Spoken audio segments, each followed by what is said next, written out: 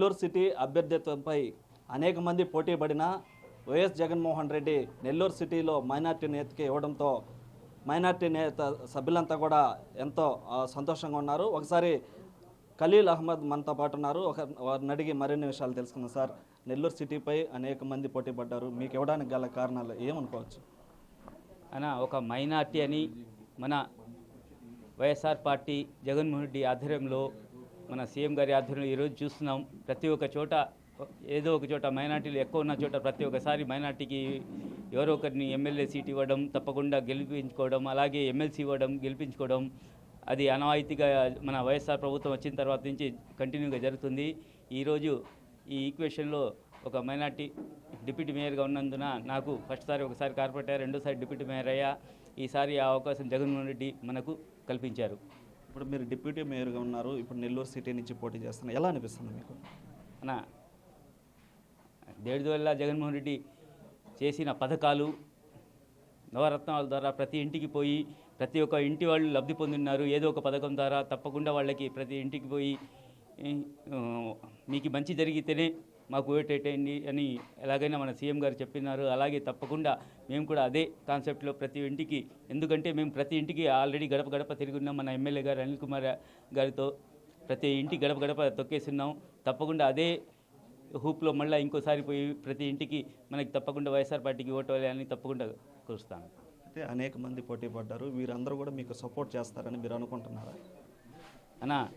తప్పకుండా ప్రతి ఒక్కరూ, ఎంపీ గారు ఆల్రెడీ పోటీ చేస్తున్నారు, విపిఆర్ గారు, తప్పకుండా మన నెల్లూరు సిటీ 2 లక్షల మంది కంపల్సరీ, నెల్లూరు జిల్లాలో 2-4 లక్షల మంది ముస్లిం ఓటర్స్ ఉన్నారు. తప్పకుండా మన జిల్లాలోని ఆదల అన్న, మంత్రి కాకాణి గారు, అలాగే విక్రమ్ రెడ్డి గారు, ప్రసన్న గారు అందరితో కలుస్తాం. తప్పకుండా అందరి మద్దతు మనకు ఉంటుంది. తప్పకుండా మన సిటీ నుంచి అనిల్ కుమార్ యాదవ్ గారి ఆధ్వర్యంలో తప్పకుండా ఇంకోసారి మంచి మెజార్టీతో గెలిచి ఒక సీఎం గారికి ఒక బహుమతిగా నెల్లూరు సిటీని ఇస్తామన్నా.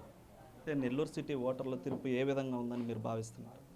తప్పకుండా నెల్లూరు సిటీ పోయినసారి చూసాం, 2 సార్లు బీసీ ఎమ్మెల్యే అనిల్ కుమార్ యాదవ్ని ఎంత చక్కగా ప్రజలు హత్తుకున్నారో, ఎంత మన సిటీ ఎంత డెవలప్ అవుతుందో మీరు ప్రతి ఒక్కరు చూడండి. ప్రతి ఒక్క వీధిలో ప్రతి ఒక్క సన్న వీధులు రోడ్లు పడుతున్నాయి. ఎప్పుడు జరగల ఇలాంటి అభివృద్ధి. ఈరోజు పథకాల ద్వారా కానీ సిటీలో కాలువలు, డ్రైన్స్, రోడ్స్ అలాంటి ఎన్నో పట్టాలు, ఇళ్ల పట్టాలు, డ్రైన్స్ మొత్తం జరుగుతున్నాయి. తప్పకుండా అనిల్ కుమార్ గారు చేసిన అభివృద్ధితో అదే విధంగా మేము కూడా ముందుకు పోయి ఏ పనులున్నా తప్పకుండా చేస్తామని సీఎం మన ప్రియతమ నాయకుడు జగన్మోహన్ రెడ్డి ఆధ్వర్యంలో తప్పకుండా గడప గడపకి మేము పోయి ప్రతి ఒక్కరి ఓటు అభ్యర్థిస్తాం. తప్పకుండా మనకి సీఎం గారిని ప్రతి ఒక్కరు ఆశీర్వదిస్తాం. తప్పకుండా భారీ మెజార్టీతో మేము గెలిచి చూపిస్తాం. మీరు సామాన్యులు అని చెప్తున్నారు, ఇటు టీడీపీ నుంచి విద్యా సంస్థల నేత అయినటువంటి మాజీ మంత్రిగా ఉన్నటువంటి నారాయణని ఢీకొనాలి, మీరు ఎలా ఢీకొంటారు? మనకు ఢీకొనేది ఏం లేదు.